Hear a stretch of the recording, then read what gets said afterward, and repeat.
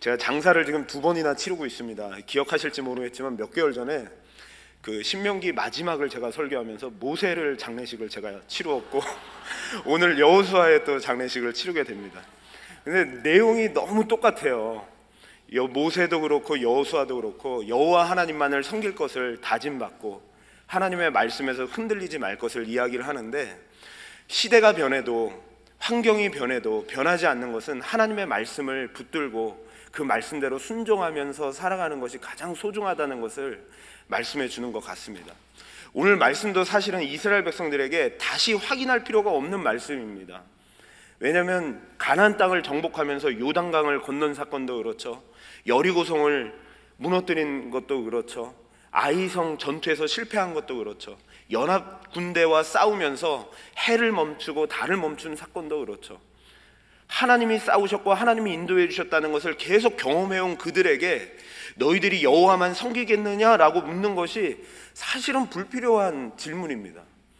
그들은 체험적으로 알고 있었고 하나님만 섬겨야 된다는 걸 알매도 불구하고 여호수아가 다시 한번 그들에게 묻는 이유가 무엇일까요?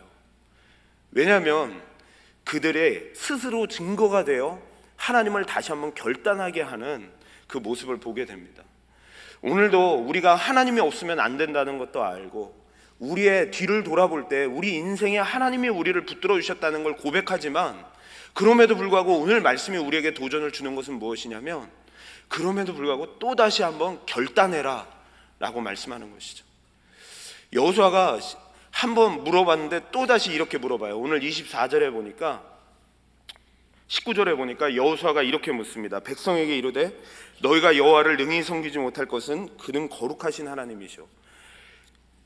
하나님은 그냥 보여지는 부분에서만 섬기는 분이 아니라 거룩하신 분이시고 질투하시는 분이시고 죄를 사하지 않으시는 분이시고, 너희가 혹시 하나님을 섬기겠다라고 결단했다 하더라도 돌아서면 다시는 그 죄를 용서하지 않으시는 그런 거룩하신 하나님이신데, 그러니까 교회에서만이 아니라 직장에서, 가정에서, 사업에서 어느 곳에 가든지 거룩한 하나님의 백성으로 살지 않으면, 하나님을 믿는 자로 살지 않으면 하나님은 벌을 내리시는 분이신데, 그럼에도 불구하고 너네가 결단하겠느냐?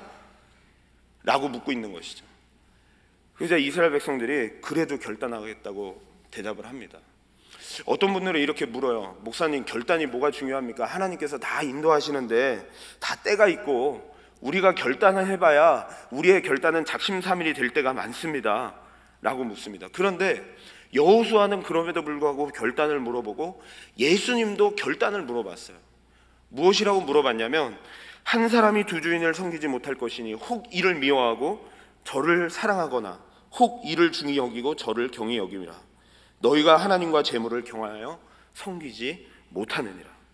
하나님을 섬길 것인지 재물을 섬길 것인지 결정하라는 거예요. 예수님도 산상수훈을 말씀하면서 너희들이 판단하고 결정하고 결단하라는 것이죠. 그래서 여호수아가 오늘 우리들에게 던지는 이 메시지는 결단하라는 것입니다. 작심삼일이 돼도 못 지킨다 하더라도, 못 지킬지 내가 지킬 수 있을지 그게 중요한 게 아니라 결단하라는 거죠. 하나님을 믿는 그 결단을 하라는 것입니다. 결단이 뭔가, 하나님을 섬기는 게 뭔가, 오늘 말씀에 여호수아가 두 가지로 이야기를 해요. 그들이 우리가 그러면은 하나님을 섬기겠습니다 라고 대답하니까 여호수아가 23절에 이렇게 얘기합니다. 같이 한번 읽어보겠습니다. 시작. 여호수아가 이르되 그러면 이제 너희 중에 있는 이방신들을 치워버리고 너희의 마음을 이스라엘의 하나님 여호와께로 향하라 하니. 두 가지를 요구하시는데, 하나는 이방신들을 치워버리고 또 하나는 하나님을 향하라 라고 말합니다. 여기서 하나님을 향하라 라고 하는 단어가 incline이에요. 이렇게 기울어지다, 이런 의미죠. 주로 구약 성경에서는 하나님이 귀를 우리들의 기도에 기울여 주신다 라고 할 때 표현이 됩니다. 즉 우리의 귀, 우리의 눈, 우리의 무게 중심이 하나님의 말씀에, 하나님 앞에 기울여져 있어야 한다는 거예요. 그러니까 결단이라고 해가지고 이 세상의 것들은 다 필요 없고 나는 교회 가서 살 거야 하는 게 아니라, 재물도 필요하고 건강도 필요하고 다 필요하지만 그것은 우리가 사용하는 것 뿐이지 그것이 나를 죽이고 그것이 나를 살리는 것이 아니라, 우리의 무게중심은 나에게 필요를 공급해 주시는 분은 우리 하나님이시다라는 것을 결단하고 그 하나님의 말씀에 몸을 기울여서 살아가는 것을 말씀하는 것입니다. 그런데 이들의 대답에 좀 아쉬운 점이 있어요. 그게 뭐냐면 우상을 치우겠다라는 말이 없어요. 이게 왜 아쉽냐면요, 이 가나안을 정복할 때 하나님께서 가나안 땅의 모든 백성들을 다 진멸하라고 했어요. 어린아이든 산모든 노인이든 할 것 없이 다 진멸하라고 했어요, 하나님께서. 왜냐하면 그들이 우상에 빠질 것을 염려하셨기 때문입니다. 신명기에 보면 이렇게 말씀해요. 내 하나님 여호와께서 내게 넘겨주신 그 가나안 땅에 들어가게 되면 그들을 긍휼히 여기지 말라. 그 땅에 있는 주민들을 다 없애라. 왜냐하면 그들이 섬기는 우상이 올무가 되기 때문에 그렇다라고 이야기를 했습니다. 그런데 여호수아서를 쭉 묵상해 오신 분들은 아시겠지만 여호수아서 15장에 보면 예루살렘 주민들에게 땅이 분배가 됐는데 그 땅의 주민들을 다 쫓아내지 못했어요. 여부스 족속은 남겨두었어요. 17장에도 보면 므낫세 자손들이 그 성읍 가나안 족속을 쫓아내지 못하고 그 가나안 족속들이 오히려 결심하고 그 땅에 거주하면서 살게 됩니다. 그들이 왜 쫓아내지 못했는가? 사사기에 이렇게 설명하고 있어요.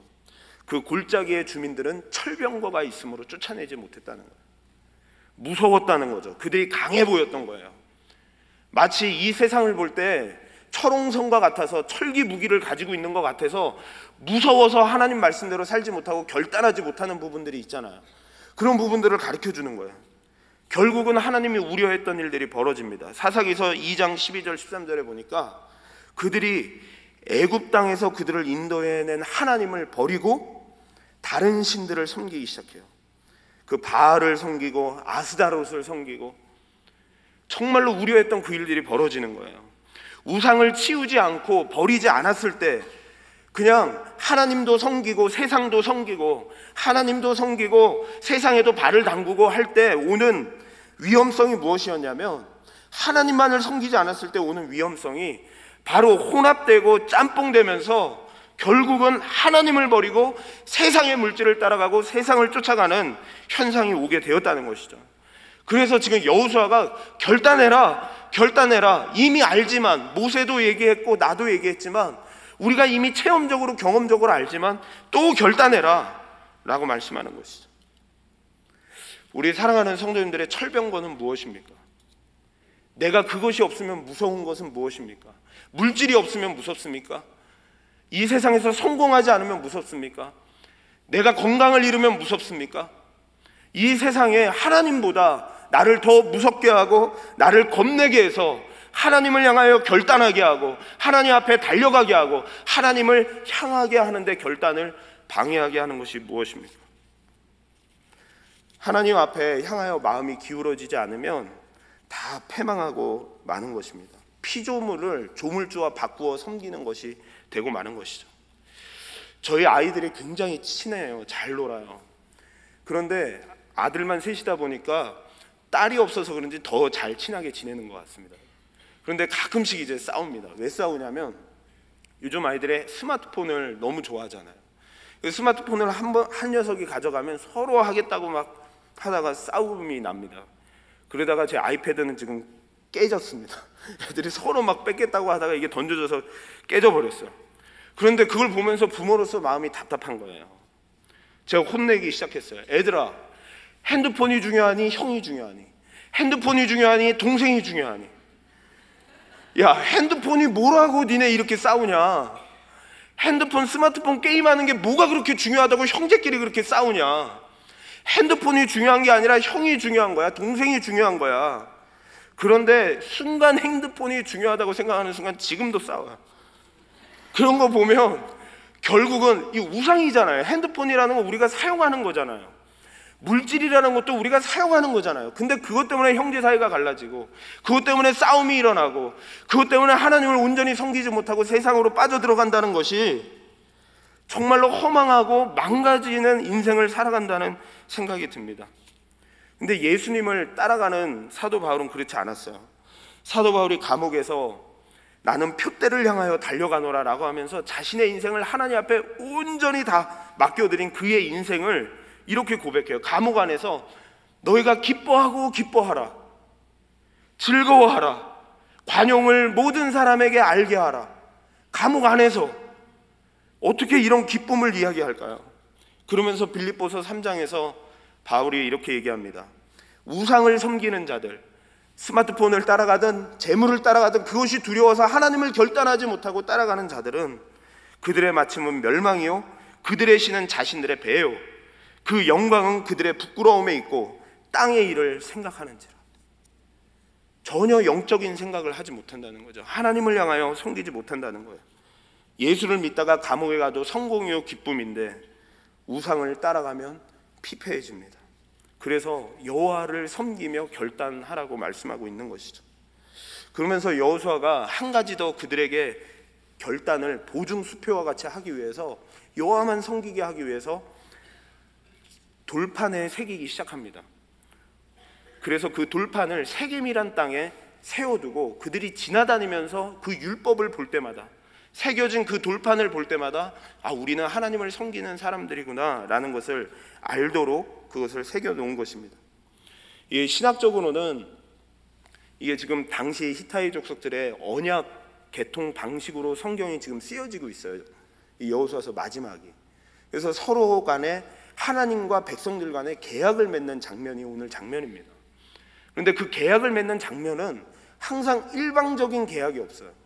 쌍방간의 계약이에요. 나는 너희들의 백성이 되고 너희는 내 백성이 될지라, 나는 너의 하나님이 되고 너희는 내 백성이 될지라 라고 하는 쌍방 계약으로 항상 이루어지게 됩니다.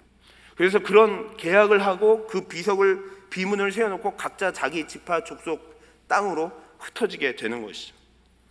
어떤 목사님이 이런 말씀을 하셨더라고요.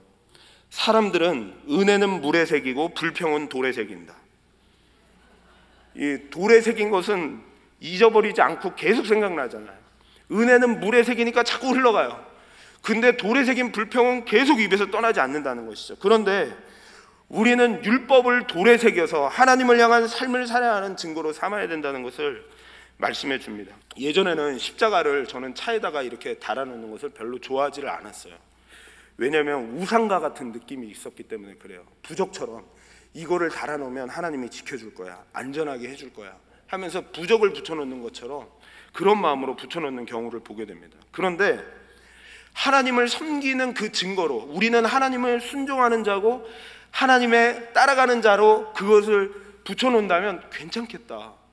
내가 이 세상에 살아가면서 타락하고 이 세상의 물결에 휩쓸려 갈 때마다 십자가를 그 모양이지만 보고 다시 정신을 차릴 수 있다면 그거 붙여놔야겠다, 그 생각이 드는 것이죠. 그런데 성경에서도 우리에게 십자가를 이제는 달지 않아도, 우리 눈에 보여지는 십자가가 없어도 분명히 새겨진 돌판이 우리들에게 있다고 이야기를 합니다. 고린도후서 3장 3절에 보면 이렇게 말씀하세요. 우리 다 같이 한번 읽어보겠습니다.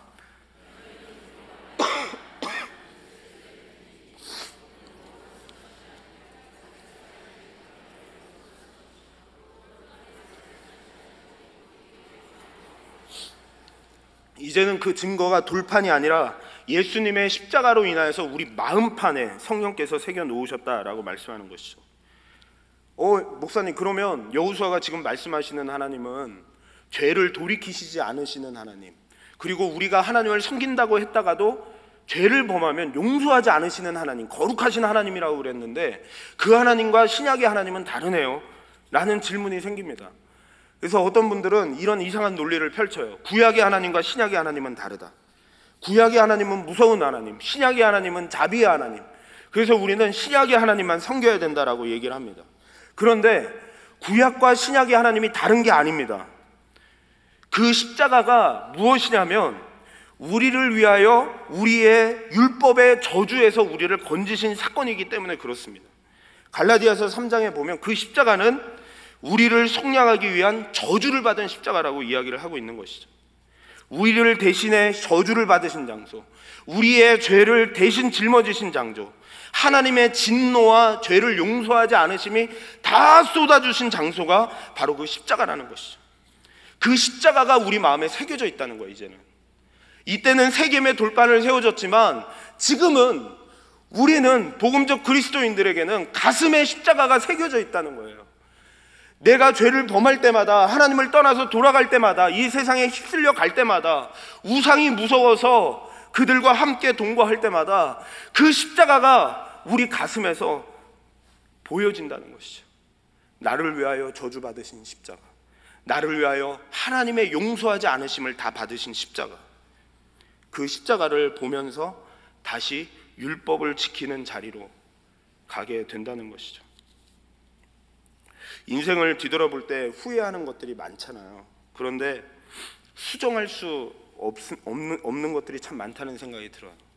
저희들이 콩을 심으면 콩이 나고 팥을 심으면 팥이 나듯이, 또 사랑을 심으면 또 사랑이 열매가 맺고, 또 거의 그런 것 같아요. 그런데 가끔은 그런 생각도 들어요. 우리가 심은 것 이상으로 하나님이 우리를 보호해 주셨다, 그리고 하나님의 인도하신 가운데 우리가 살아간다라는 생각이 듭니다. 그럼에도 불구하고 하나님께서는 그렇기 때문에 우리들에게 결단을 요구하고 있는 것이죠.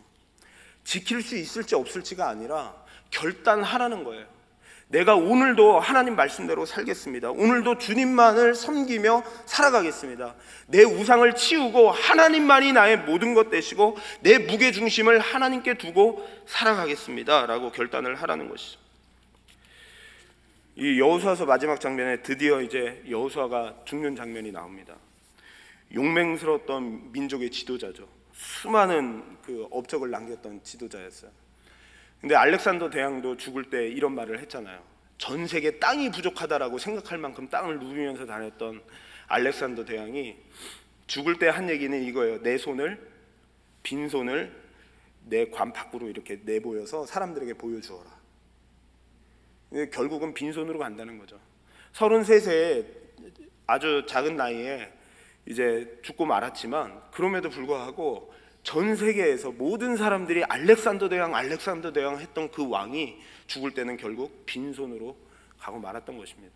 그래서 어떤 철학자가 이렇게 얘기를 했더라고요. 그 모습을 보면서 땅이 모자랐던 그는 땅 2평으로 충분했다. 흙을 누비며 다녔던 그는 흙에 덮였다. 이렇게 철학자가 고백을 했어요. 이 세상에 아무리 잡으려고 하고 아무리 세상을 누비며 다니고 이 세상에 자신의 욕심과 자신의 우상과 자신이 취하고 싶은 것을 달려봤자 아무것도 남는 것이 없었다는 것이죠. 그런데 여호수아는 여호와 하나님을 섬기는 것, 그 하나님을 따라가는 것이 소중한 것이라는 것을 우리에게 가르쳐주면서 그는 땅을 분배를 받고 자기 땅 경계에 가서 묻히게 되는 장면이 나옵니다. 그러면서 좀 아쉬운 것을 기록하고 있어요. 31절에 보면 여호와를 섬기는 것이 이 세대들이 살아있을 때만 되어졌다라는 느낌을 받게 돼요. 그래서 31절에 보면 이렇게 말씀합니다. 이스라엘이 여호수아가 사는 날 동안에 여호수아 뒤에 생존한 장로들 곧 여호와께서 이스라엘을 위하여 행하신 모든 일을 아는 자들이 사는 날 동안 여호와를 섬겼더라. 그 날 동안만 여호와를 섬겼다라고 하는 아쉬움을 이렇게 토로하고 있어요. 계속하여 하나님을 섬기는 것이 유익한 것을 알면서도 우상과 겸하여 섬길 때 결국은 하나님을 떠나고 이 세상으로 흘러가게 된다는 것을 보게 됩니다. 이게 그러면서 갑자기 뜬금없이 요셉과 야곱의 이야기가 등장을 합니다. 야곱이 세겜 땅을 샀다. 그리고 요셉이 애굽에 있던 시신을 뼈를 가지고 와서 이 세겜 땅에 묻게 되었다라는 표현을 하게 됩니다. 그러려면 저희들이 이 세겜 땅을 조금 알아야 되는데요. 세겜 땅이 어떤 땅인지 아시죠? 아브라함이 처음에 하나님의 부르심을 받고 가나안 땅에 들어가서 처음으로 하나님 앞에 예배드린 장소, 제사드린 곳이 바로 세겜이었습니다. 이스라엘의 시작이었죠. 시초였죠. 그리고 이스라엘의 야곱의 12아들을 통해서 이스라엘이라는 나라가 이루어졌잖아요. 근데 그 야곱이 외삼촌 라반의 집에 갔다가 하나님께서 다시 베델로 와라, 서약한 그 하나님을 섬기는 베델로 와라 라고 했을 때 올라가다가 세겜 땅에 머물게 돼요. 왜냐하면 세겜 땅이 너무 좋았나 봐요. 그의 아들들과 딸이 세겜 땅에 여자들을 보러 나가잖아요. 너무 땅이 비옥했던 것 같습니다. 그때 딸 디나가 강간을 당하는 일을 당하게 되고 세겜의 모든 사람들에게 우리 딸하고 결혼하려면 할례를 행해야 된다라고 해서 움직이지 못할 때 그들을 다 진멸하잖아요.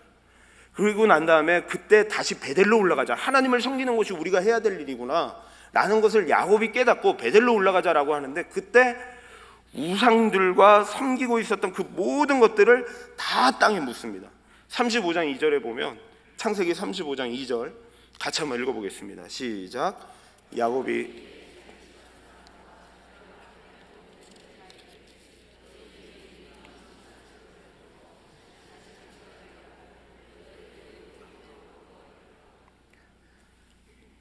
이곳이 세겜이었어요. 그러니까 이스라엘의 시작, 아브라함 때부터, 그리고 야곱, 그리고 이들이 그리심산과 에발산 사이에 분지에 있는 게 세겜 땅이에요. 이들이 아간의 사건으로 인하여서 아이성과의 전투에서 지고 난 다음에 나중에 승리하고 난 다음에 그들이 하나님과의 언약을 다시 맺을 때 했던 것이 그리심산과 에발산 사이를 두고 그곳에서 언약을 맺잖아요. 그곳이 세겜이에요. 근데 그 세겜에서 요셉의 뼈, 창세기부터 이게 계속 흘러온다는 걸 가르쳐 주는 거예요. 지금 이게 그냥 여호수아 때 그때 쓰여진 게 아니라 430년 전, 500년 전, 그때 창세 때부터 계획된 하나님의 계획이 변함없이 하나님의 약속대로 이루어져 왔고, 아브라함을 불러서 약속했던 그 약속이 계속하여 이루어지고 있다는 것을 우리들에게 말씀해 주고 있는 것입니다. 그래서 이 말씀을 통하여서 하나님이 이 역사의 주관자고, 하나님께서 이 세상보다 더 크신 하나님이시기에 우상을 두려워하지 말고, 이 세상을 두려워하지 말고, 하나님을 향하기를 결단하기를 겁내하지 말고 하나님을 향한 결단을 하라는 것이죠. 하나님의 계획이 망가질 위협들이 많이 있었잖아요. 아브라함의 연약함, 아내를 누이라고 속이고 다른 애국 왕한테 넘겨주는 그런 일도 있었고, 야곱의 야비함, 요셉의 자기 꿈을 막 형들한테 자랑하는 미약함, 그리고 애굽의 강압적인 압력. 그런데 그런 수많은 어려움 속에서 안 될 것 같고, 하나님의 약속이 무너질 것 같고, 끝난 것 같고, 완전히 될 가망성이 제로, 완전히 없어진 그 상황에서 하나님이 아브라함 한 사람을 갈대아 우르에서 끄집어내시더니 하나님의 역사를 완성하시는 그런 모습을 우리들에게 보여주고 있는 것입니다. 참 하나님은 놀라우신 것 같아요. 하나님이 한 번 더 예레미야에게 이렇게 얘기하신 적이 있었어요. 예레미야도 이스라엘 백성들의 잘못과 우상을 섬기는 것을 타파해라 라고 얘기하니까, 그때 예레미야 말을 듣고서 사람들이 회개하고 변화된 게 아니라 예레미야를 뜰에 감옥에 가둡니다. 그때 예레미야가 이렇게, 하나님께서 이렇게 말씀하세요. 내가 꺼내줄게, 용기 내, 힘내, 이런 얘기 절대 안 하십니다. 예레미야가 아직 시위대 뜰에 갇혀 있을 때 여호와의 말씀이 그에게 두 번째로 임하여 이르시되, 아직 시위대 뜰에 갇혀 있는데 그때 이제 말씀하시는 거예요. 이를 행하시는 여호와, 그것을 만들며 성취하시는 여호와, 그의 이름을 여호와라 하는 이가 이와 같이 이르시도다. 야, 나 하나 그럼 꺼내주시지 라고 하면서 불평할 것 같은데, 하나 꺼내주는 것 정도가 아니라 그냥 꺼내주진 않으세요. 참 희한해, 이런 거 보면 꺼내주진 않아요. 근데 나는 일하고 있다, 나는 성취하고 있다, 내가 역사할 것이다, 내가 하고 있다라고 하는 것을 계속하여 말씀해 줍니다. 결국은 귀 있는 자만 듣게 됩니다. 하나님이 아무리 결단해라, 하나님을 섬겨라 라고 해도 나는 우상을 섬길 거예요, 결단하지 않을 거예요 라고 하는 사람들은 어쩔 수 없는 것 같아요. 이사야에게도 하나님께서 내 백성들에게 가서 그들이 회개하고 돌아올 것을 말씀하라고 했는데, 하나님이 이런 말씀을 덧붙이세요. 이사야서 6장 9절에 보면, 저들이, 내 백성들이 듣기는 들어도 깨닫지 못할 것이요, 결단하라고 해도 안 할 거야. 보아도 보지 못할 것이요, 마음이 둔하며 그들의 귀가 막히고 그들의 눈이 감기게 하라. 염려컨대 그들이 눈으로 보고 귀로 듣고 마음으로 깨닫고 다시 돌아와 고침을 받가 하노라. 아무리 이야기해도 그들은 듣지 않을 거라는 거죠. 아무리 이야기해도 결단합시다, 하나님을 향하여 드려줍시다. 이 세상이 무서운 것 아닙니다. 재물이 우리를 살리는 게 아닙니다. 직장 상사가 우리를 살리는 게 아닙니다. 내 사업장이 나를 살리는 게 아닙니다. 하나님이 우리를 살리는 겁니다. 하나님께 결단합시다. 아무리 이야기해도 안 들을 거다, 안 들을 거다. 결국은 그럼에도 불구하고 마지막 절에 이렇게 얘기해요. 그렇지만 그루터기는 남아있는 것 같이 거룩한 씨가 이 땅에 그루터기니라. 그 가운데서도 결단하는 거룩한 백성들이 있을 거라는 거예요. 이스라엘 백성들이 다 구원받은 건 아니죠. 하나님의 택한 백성들이 있죠. 우리도 이렇게 다 교회에 나와 있어요. 그런데 이러한 메시지를 들을 때 하나님, 우리가 결단하길 원합니다. 하나님 앞에 헌신하길 원합니다. 이 세상이 아니라 정말로 하나님이 유일하신 하나님이시오, 하나님이 내가 섬길 분이시오, 나를 위하여 십자가 지신 그 예수 그리스도가 내 삶을 헌신적으로 드려서 내가 따라갈 자입니다 라고 고백하는 결단이 있어야 된다는 것입니다. 마태복음에 예수님이 결단하지 않는 시대를 향하여서 이렇게 얘기했습니다. 예수님이 왔는데도 반응하지 않아요. 이 세대를 무엇으로 비유할까? 비유하건대 아이들이 장터에 앉아 제 동물을 불러 이르되 우리가 너희를 향하여 피리를 불어도 너희가 춤을 추지 않고 우리가 슬피 울어도 너희가 가슴을 치지 아니하였다 한것 같도다. 반응이 없다는 거예요. 아이들이 장례식 행사, 그런 퍼포먼스를 하고 결혼식 퍼포먼스를 해도 기뻐하지 않고 슬퍼하지 않는다는 거예요. 아니, 우리의 죄를 위하여서 십자가에서 죽으신 예수 그리스도의 은혜가 깨달아지면 그것을 노래하고 춤추며 감사하고 그런 반응이 있어야 되잖아요. 죄에 대한 결단의 요구가 온다면 다시 한 번 더 내 안에 세워진 우상들을 보면서 가슴을 치고 울면서 하나님, 내가 오늘도 이 우상이 철병과가 무서워서 하나님 앞에 결단하지 못했습니다 라고 하는 반응이 있어야 되잖아요. 하나님의 말씀대로 삽시다, 하나님의 온 우주의 주관자는 우리 하나님이십니다 라고 아무리 선포해도 반응이 없는 겁니다. 그 말씀에 결단하지 않는 시대가 예수님이 있으셨던 그 시대였다라고 말씀하는 것이죠. 그런데 성경은 우리들에게 아주 분명하게 말씀합니다. 요한복음에 보면 내가 곧 길이요 진리요 생명이니 나로 말미암은 자는 아버지께로 올 자가 없느니라. 주님밖에 없다고 말씀합니다. 사도행전에서도 이렇게 말씀합니다. 다른 이로서는 구원을 받을 수 없나니 천하 사람 중에 구원을 받을 만한 다른 이름을 우리에게 주신 일이 없음이라 하였더라. 예수님만이 우리의 생명이라는 거죠. 우리의 구원이고 우리의 소망이라는 것을 말씀합니다. 여기를 오는데 우리 목사님들하고 같이 기도하는데 목사님이 그런 기도를 하시더라고요. 주님을 위하여 달아 없어지는 인생 되게 하여 주옵소서. 그리고 김홍식 목사님 감기 걸려서 저 강단에 올라가는데 마지막이라 생각하고 설교하게 내려오게 하옵소서. 근데 그게 도전이 되는 거예요.